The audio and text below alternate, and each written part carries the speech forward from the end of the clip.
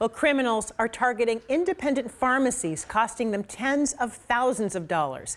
King 5's Maddie White is live in Seattle's Crown Hill neighborhood with a look at this growing problem and why pharmacists are really concerned for the public. Maddie. Joyce, early this morning, two thieves could be seen on surveillance video trying to break into Bob Johnson's pharmacy behind me, an independent pharmacy. And get this, the pair of bandits looked all too familiar to the small business owner. Pharmacy staff woke up to a Ring doorbell notification.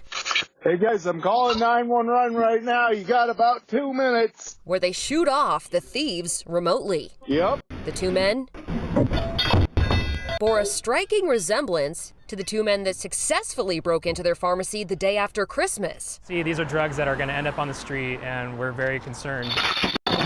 Owner Matt Binder says they stole $28,000 worth of medications.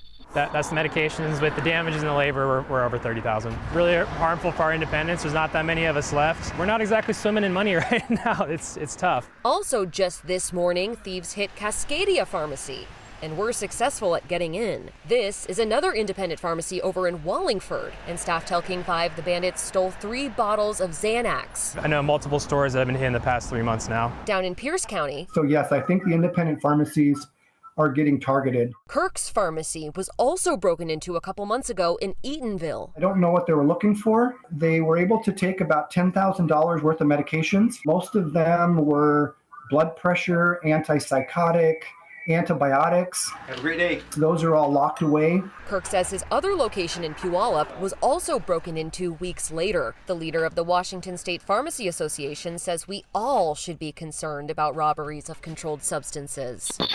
And these robberies undo all of that work, allowing controlled substances that can get into the hands of our community, of teenagers, and perpetuate the opioid epidemic and other abuses that are going on. Right now, as a general rule for all small businesses, Seattle police do not respond to active alarms going off because really they don't want to respond to false alarms. And Maddie, what's the intention behind the policy?